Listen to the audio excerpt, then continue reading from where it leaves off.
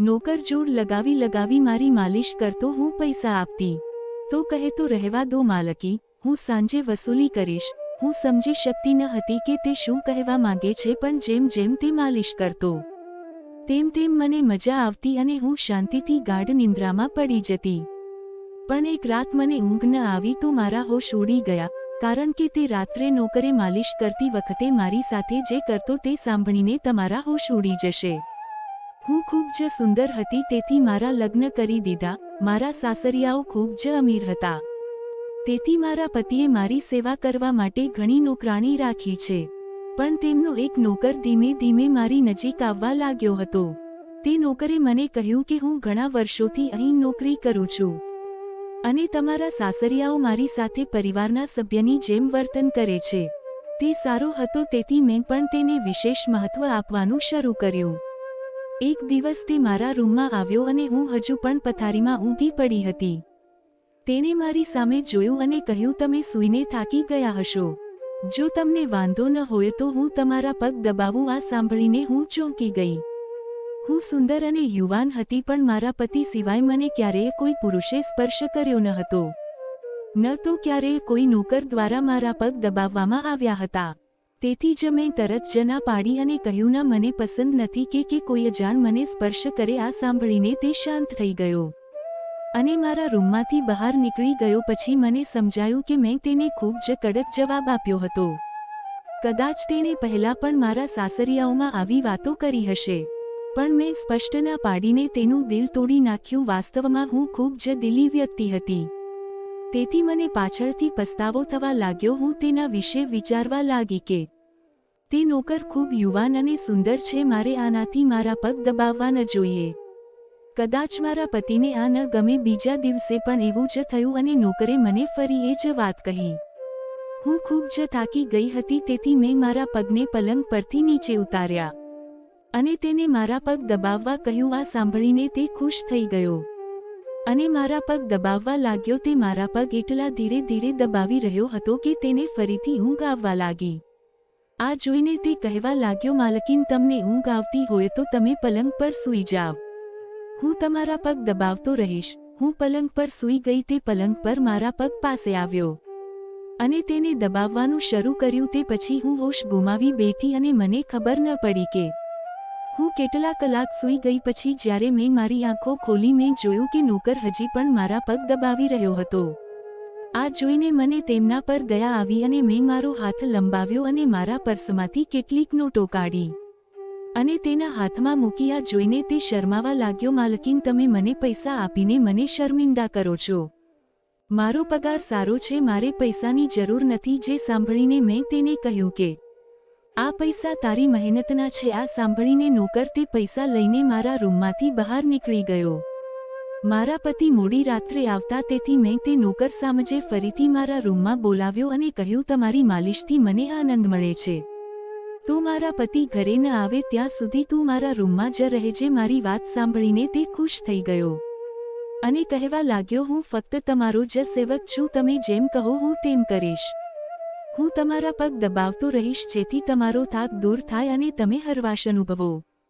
મેં તેને કહ્યું, તારા હાથમાં તો જાદુ છે, તેથી જ મારો બધો થાક દૂર થઈ જાય છે. તે નોકરે મને કહ્યું કે ક્યારેક મારી પાસે તમારી સાસુ પણ મસાજ કરાવતી. આ સાંભળીને હું ચોંકી ગઈ. મારા સાસુ આવું બધું કરાવે તેવી તો ન હતી, પણ એ નોકર જૂઠો હોય એમ ન લાગ્યું. મારે સાસરે આવ્યાને 1 મહિનો થવા આવ્યો હતો, એટલે મેં નોકરને પરખી લીધો હતો. તેણે મને હંમેશા સત્ય કહ્યું. મારા ઘરમાં નોકરાણી પણ કામ કરતી હતી, પણ તે જુઠ્ઠી અને બેઈમાન હતી. પણ આ નોકરના ઘરનો જૂનો નોકર હતો, તેથી જ મને તેના પર વિશ્વાસ હતો. તે મારા રૂમમાં આવે ત્યાં પણ તે આંખો નીચી રાખતો. તે મારા શરીરને સ્પર્શ કરતો, પણ તેનો ઈરાદો ખરાબ ન હતો. હવે આવું રોજ રાત્રે થતું. એક દિવસ મેં મારા પતિને કહ્યું કે જ્યારથી અમારા લગ્ન થયા છે ત્યારથી અમે ક્યાંય બહાર ગયા નથી. આ સાંભળીને મારા પતિએ કહ્યું કે જ્યારથી અમારા લગ્ન થયા છે ત્યારથી તમે પણ આખો સમય સૂતા રહો છો. હું રાતે ઘરે આવું ત્યારે પણ તું ગાઢ નિંદ્રામાં હોય છે. દિવસ દરમિયાન મારી પાસે સમય નથી અને હું રાત્રે ઘરે આવું તે પહેલાં તમે સૂઈ જાઓ છો. આ સાંભળીને હું મનમાં વિચારવા લાગી કે આ બધું નોકરના માલિશને કારણે જ થઈ રહ્યું છે. આ મારા પતિની ફરિયાદ હતી. મારે રોજ રાત્રે મારા પતિ માટે જાગવું જોઈતું હતું. તેથી મેં આજે નક્કી કર્યું, રાત્રે જો નોકર મસાજ માટે પૂછશે તો હું ના પાડીશ, જેથી હું સૂઈ નહીં અને મારા પતિ ના આવે ત્યાં સુધી જાગતી રહીશ. સાંજ પડી ત્યારે મેં સ્નાન કર્યું અને સરસ તૈયાર થઈ અને દુલ્હન બનીને પલંગ પર બેઠી. જ્યારે નોકર મારા રૂમમાં આવ્યો ત્યારે તેણે મને મસાજ માટે કહ્યું, પણ મેં સ્પષ્ટ ના પાડી દીધી. મારી વાત સાંભળી તે ઉદાસ થઈને પાછો ચાલ્યો ગયો. થોડીવાર પછી નોકર ફરી મારા રૂમમાં આવ્યો અને તેના હાથમાં દૂધનો ગ્લાસ હતો. મેં ખાધું ન હતું તેથી મેં તેને તરત પી લીધું અને મારા પતિની રાહ જોવા લાગી, પણ મને ઊંઘ આવી ગઈ. સવારે જ્યારે હું જાગી ત્યારે નોકર મારા રૂમમાં આવ્યો અને કહેવા લાગ્યો, માલકીન, નાસ્તો લાવું. આ સાંભળીને મેં મારા પલંગ તરફ જોયું જે ખાલી હતો. મારા પતિ તેના કામ પર ચાલ્યા ગયા હતા. આ જોઈને નોકર કહેવા લાગ્યો કે માલકીનને જરૂરી કામ હતું તેથી નાસ્તો કર્યા પછી તે ચાલ્યા ગયા. એ સાંભળીને મારો મૂળ બગડી ગયો. હું આખી રાત તેની રાહ જોતી રહી, પણ સવાર પડતા તે ચાલ્યા ગયા. મેં નોકરને કહ્યું, મારા માટે ચા લાવો, અને તે રૂમની બહાર નીકળી ગયો. પછી મેં મારા શરીર તરફ જોયું ત્યારે મને આઘાત લાગ્યો હતો. રાત્રે તો મેં દુલ્હનના કપડાં પહેર્યા હતા, પણ હવે મારા શરીર પર બીજા કપડાં હતા. મારા માથું ભારે થવા લાગ્યું કે આગલી રાત્રે મારી સાથે શું થયું હતું અને મારા રૂમમાં કોણ હતું અને તેણે મારી સાથે શું કર્યું તે વિશે વિચારીને મને ચક્કર આવી ગયા. પણ મને કંઈ યાદ આવ્યું નહીં. હું નર્વસ થવા લાગી અને મારું માથું પકડી રાખ્યું. મારું આખું શરીર દુખતું હતું. તેથી જ્યારે નોકર ચા લાવ્યો ત્યારે મેં તેને મારું શરીર દબાવવાનું કહ્યું. આ સાંભળીને તે બેડ પર આવીને મને દબાવવા લાગ્યો. તે દિવસે હું મોડે સુધી પથારીમાં પડી રહી. તે દિવસે મારા પતિ અચાનક ઘરે આવ્યા. જ્યારે મેં તેને જોયા ત્યારે હું તેના પર વરસી પડી કે હું આખી રાત તમારા માટે જાગતી રહી પણ તમે ના આવ્યા.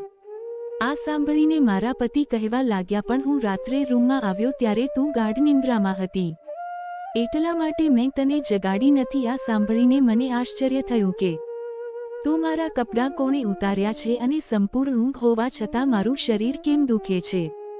હું મૂંઝાઈ ગઈ. મારા પતિ કહેવા લાગ્યા, ઓકે, મૂળ બગાડવાની જરૂર નથી. મારે આજે રાત્રે કોઈ કામ માટે બહાર જવાનું છે તેથી મને મોડું થઈ શકે છે, પણ અત્યારે મારી પાસે 3-4 કલાક ફ્રી છે. જો તમે ઈચ્છો તો અમે અત્યારે ક્યાંક બહાર જઈ શકીએ છીએ.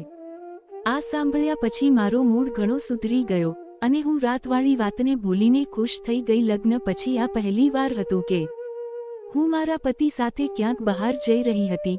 હું ઝડપથી તૈયાર થવા લાગી જ્યારે મારા પતિ કારમાં બેઠા અને મારી રાહ જોતા હતા.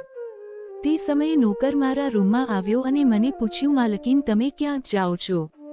આ સાંભળીને મેં તેને કહ્યું કે હા, પણ તમે કેમ પૂછો છો? આ સાંભળીને નોકર બોલવા લાગ્યો, હું તમારો નોકર છું, પરંતુ હું તમને સલાહ આપીશ કે બહાર ન જાવ, કારણ કે તમારું શરીર થાકી જશે. આ સાંભળીને મને ગુસ્સો આવ્યો અને મેં તેને કહ્યું કે તું મારો નોકર છે પણ મારો પતિ બનવાનો પ્રયત્ન ન કર. આટલું કહી હું ચાલી ગઈ. ખબર નહીં હું શેના પર ગુસ્સે હતી. મેં નોકરને બહુ ઠપકો આપ્યો. તે પણ સમજી ગયો હતો કે તે ફક્ત નોકર છે. તેથી જ જ્યારે હું ઘરે આવી ત્યારે તે મારી સામે ન આવ્યો. મારા પતિએ મને ગેટ પર મૂકી દીધી અને પાછા બહાર ગયા. જ્યારે હું અંદર આવી તો મારું આખું શરીર ખૂબ જ દુખતું હતું. કદાચ મારા શરીરને મસાજ કરવાની આદત પડી ગઈ હતી. તેથી જ રાત પડતા જ હું મસાજ માટે તરપવા લાગી, પણ મેં તે નોકર પર ગુસ્સો કર્યો. તેથી જ આજે તે મને માલિશ કરવા ન આવ્યું, પરંતુ મને તેની જરૂર હતી. તેથી મેં એક નોકરાણીને બોલાવી અને તેને નોકરને બોલાવવાનું કહ્યું. થોડીવાર પછી નોકર મારા રૂમમાં આવ્યો. મારા પલંગ પર બેઠો અને ચૂપચાપ પગ દબાવવા લાગ્યો. આ જોઈને મને શરમ આવી ગઈ. મેં તેને ખૂબ ખરાબ રીતે ઠપકો આપ્યો હતો. તેને ચૂપ જોઈને હું કહેવા લાગી, તે સમયે શું થયું હતું તે મને ખબર ન હતી. તેથી મેં તમને ઘણું કહ્યું, પણ હું ઘણા દિવસો પછી મારા પતિ સાથે ક્યાંક બહાર જઈ રહી હતી. તેથી મને તમારું રોકવું ગમ્યું નહીં, તો મને માફ કરજો. હું તેની માલકીન હતી અને તેને આ કામ માટે પૈસા પણ આપતી હતી, પણ મારામાં માનવતા હજી જીવંત હતી. તેથી જ માલિક હોવા છતાં મેં નોકર પાસે માફી માંગી, કારણ કે તે નોકર હોવા છતાં માણસ પણ હતો. મારી વાત સાંભળીને તે કહેવા લાગ્યો, હું તમારો નોકર છું, આ કામ માટે હું તમારી પાસેથી પગાર લઉં છું, તેથી જ તમને બધું કહેવાનો અધિકાર છે. આ સાંભળીને હું ચૂપ થઈ ગઈ. પણ મેં નક્કી કર્યું કે હું ભવિષ્યમાં હવે આવું કંઈ નહીં કહીશ. તે મોડી રાત સુધી મને માલિશ કરતો રહીશ. અને પછી હું સૂઈ ગઈ. નોકર મારા રૂમમાંથી ક્યારે નીકળી ગયો અને મારા પતિ ક્યારે ઘરે આવ્યા તેની મને ખબર ન રહી. હું સવારે ઉઠી તો મારા પતિ બાથરૂમમાં હતા અને બહાર જવા માટે તૈયાર થઈ રહ્યા હતા. હું આશ્ચર્યથી તેની સામે જોવા લાગી. મને ખબર નથી કે આ દિવસોમાં મારી સાથે શું થઈ રહ્યું હતું કે મારા પતિ ક્યારેક રૂમમાં આવ્યા તેની મને ખબર પણ ન પડી. હું વિચારવા લાગી કે આ નોકરના માલિશમાં એવો કયો જાદુ છે કે જ્યારે મારા પતિના આવવા પહેલાં જ તે મને માલિશ કરે તો હું અચાનક ગાઢ નિંદ્રામાં પડી જાઉં અને હું સવારે જાગું ત્યારે મારા માથાના ભારને કારણે હું ચાલી શકતી ન હતી.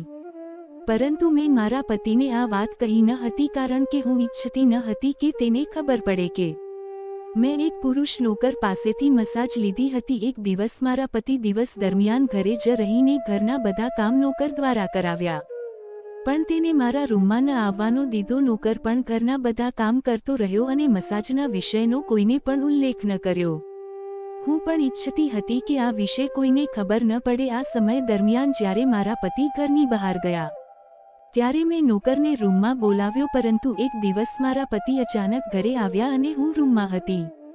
મને તેનો અવાજ આવ્યો. હું વિચારતી હતી કે પતિ આવે તે પહેલાં નોકરને જવા દો, પરંતુ આ નોકર ખૂબ જ સમજદાર હતો. મારા પતિના આગમન પહેલાં તે બીજા કામમાં વ્યસ્ત થઈ ગયો અને મારા પતિને કંઈ ખબર ન પડી. હું મસાજ ઘરની નોકરાણી પાસે પણ કરાવી શકી હોત, પણ એ નોકરના હાથમાં એવો શું જાદુ હતો કે હું તેને રોજ મારા રૂમમાં બોલાવતી. પણ એક વાત હજી હતી કે હું સવારે જાગું ત્યારે મારું માથું ભારે લાગતું અને હું થાક પણ અનુભવતી. એક રાત્રે મેં નોકર પાસેથી માલિશ કરાવી અને સારી રીતે સૂઈ ગઈ. સવારે જ્યારે મારી આંખ ખુલી ત્યારે મારા કપડાં ફરી બદલાઈ ગયા હતા. પણ આ શું હતું? મારી સાથે આવું કોણ કરશે? શું મારા પતિ મારી સાથે આવું કરી રહ્યા હતા? હું આજ વિચારતી અરીસા સામે ગઈ અને જોયું કે મારા આખા શરીર પર લાલ નિશાન હતા. પણ આ કેવા પ્રકારના નિશાન હતા? હું મારા શરીરને ઘસવા લાગી. હું તે નિશાન ભૂંસી નાખવા માંગતી હતી, પરંતુ તે ન થયું. બીજા દિવસે મેં મારા શરીર પર જોયું કે તે નિશાન અદૃશ્ય થવાને બદલે ફેલાઈ ગયા હતા. હું ડરી ગઈ. ત્યારે તે નોકર મારા રૂમમાં આવ્યો અને મને માલિશ કરવા કહ્યું. હું તે નિશાન છુપાવવા માંગતી હતી, તેથી મેં તેને કહ્યું કે આજે મારા પગ દબાવો, પણ તેણે કશું પૂછ્યું નહીં. પણ હું અંદરથી ડરી ગઈ હતી. જો મારા પતિ આ નિશાન જોશે તો હું તેને શું જવાબ આપીશ? આ વિચારીને હું થાકી ગઈ હતી, તેથી મેં મારા પગ ઓશિકા પર ફૂંક્યા. નોકરે મને માલિશ કરવાનું શરૂ કર્યું. મારી આંખો બંધ થવા લાગી. પછી નોકરે મને એવી વાત કહી જે સાંભળીને હું ચોંકી ગઈ. તેને મને કહ્યું, માલકીન, હું તમને ખૂબ પસંદ કરું છું. મારી આંખોમાં ઊંઘ હતી, તેથી હું સમજી શકી નહીં અને પછી હું ગાઢ નિંદ્રામાં સરી પડી. સવારે જ્યારે મેં આંખ ખોલી તો મારા પતિ પણ પથારીમાં સૂતા હતા. મારું માથું ભારે થઈ રહ્યું હતું, પરંતુ આમ હોવા છતાં હું મારા પતિની નજીક ગઈ અને નરમાશથી તેને નિશાન વિશે કહ્યું. મને લાગ્યું કે આ નિશાન વધે છે, તો ચાલો હું આ વાત મારા પતિને કહું. આ સાંભળીને મારા પતિએ મારા શરીર પરથી કપડાં કાઢી નાખ્યા અને તે મારાથી દૂર થઈ ગયા અને કહેવા લાગ્યા, તે મને દગો આપ્યો છે. તું મારી સાથે બેવફા રહી છો, તેના માટે તને સજા પણ મળે છે. આ કોઈ રોગ નથી, પણ તારું પાપ છે. મારામાં શું ખૂટતું હતું જેના માટે તે કોઈ બીજા સાથે સંબંધ કર્યો? હું કામમાં વ્યસ્ત હતો, મળ્યો ન હતો જે તે આવું કર્યું. આ સાંભળીને હું સતબદ્ધ થઈ ગઈ. મેં તેને કહ્યું કે તમે કેવા પ્રકારની વાતો કરો છો? હું નિર્દોષ છું. પણ મારા પતિએ કહ્યું, તું ગુનેગાર છો, તેથી મારા ઘરની બહાર નીકળી જા. હું તને છૂટાછેડાના કાગળો મોકલીશ. તેણે મને ધક્કો મારી બહાર કાઢી મૂકી. હું રડતી રડતી મારા માતા પિતાના ઘરે આવી અને તેમને મારી નિર્દોષતાની ખાતરી આપી. તે મારા હતા, તેથી તેણે મારા પર વિશ્વાસ કર્યો. તેણે કહ્યું કે તે મારા પતિ સાથે વાત કરશે, પરંતુ તે જતાં પહેલાં છૂટાછેડાના કાગળો આવ્યા અને મારી સુંદર હસતી દુનિયા બરબાદ થઈ ગઈ. આ માટે કોણ જવાબદાર હતું? હું દિવસો સુધી રડતી રહી અને મેં પથારી પકડી લીધી. મને એવું લાગવા માંડ્યું કે હું મરી જઈશ. પણ એક દિવસ મારી માતા મારા રૂમમાં આવી અને કહ્યું, તને કોઈ મળવા આવ્યું છે. કદાચ મારા પતિ આવ્યા હશે એમ વિચારીને હું ભાગી ગઈ કે તેને મારી નિર્દોષતાનો અહેસાસ થયો હશે. પરંતુ મારા પતિ ત્યાં ન હતા, પરંતુ તેમના ઘરમાં કામ કરનારે જ નોકર ત્યાં હતો. મેં તેને આવવાનું કારણ પૂછ્યું તો તે કહેવા લાગ્યો, હું તમારા તે નિશાન વિશે જાણું છું. હું આ સાંભળીને ચોંકી ગઈ અને આ નિશાન શા માટે હતા આ સાંભળીને હું ઊભી થઈ અને એક જ ઝાટકે તેના શર્ટના બટન ખોલી નાખ્યા. મને હવે સમજાયું કે મારા પતિએ મારા પર આવી ગંદી વ્યક્તિ હોવાનો આરોપ શા માટે મૂક્યો હતો. આ જોઈને હું નોકરને છાતી પર મારવા લાગી કે આ મારા શરીર પર કેવી રીતે આવ્યું. સાચું કે તમે મસાજના નામે મારી સાથે શું કર્યું? નોકરે મારા બંને હાથ પકડી લીધા અને કહેવા લાગ્યો, મારું નામ વિક્રમ છે અને હું તારી સાથે યુનિવર્સિટીમાં ભણતો હતો, પણ હું તારા પ્રેમમાં પડી ગયો. હું પણ ડોક્ટર બનવા માંગતો હતો અને મેં વિચાર્યું કે અમે બંને ડોક્ટર બનીશું ત્યારે તમારા પિતા પાસે હું તારો હાથ માંગીશ. પણ એક દિવસ મને તારી મિત્ર પાસેથી ખબર પડી કે તારી માતા તમારા લગ્ન કરાવવા માંગે છે. એટલા માટે મેં ડરીને તમારા ઘરે સંબંધ મોકલ્યો, પણ તારા પિતાએ ના પાડી અને કહ્યું કે તેની દીકરી ડોક્ટર બનશે ત્યારે જ તેના લગ્ન કરશે. તેથી મેં રાહત અનુભવી અને ભણવાનું શરૂ કર્યું. પણ મારે એક અઠવાડિયા માટે કઝિનના લગ્ન માટે શહેરની બહાર જવાનું હતું. તેથી હું ચાલ્યો ગયો, પણ જ્યારે હું પાછો આવ્યો ત્યારે મારો પ્રેમ બીજાની દુલ્હન બની ગયો હતી અને તારા પ્રેમના કારણે હું તારા જ ઘરનો નોકર બની ગયો. જેથી હું તમારી નજીક રહી શકું, હું તારી નજીક જવા માંગતો હતો. તેથી હું મસાજના બહાના તારા ઘરમાં આવતો. હું રાત્રે તારા દૂધમાં ઊંઘની ગોળીઓ ફેરવતો જેથી તું સૂતી રહે અને તારા પતિ તારી નજીક ન આવી શકે, કારણ કે તું મારી છે. આ સાંભળીને હું સતબદ્ધ થઈ ગઈ. શું તમે ક્યારેય મારી સાથે કંઈક ખોટું કર્યું છે?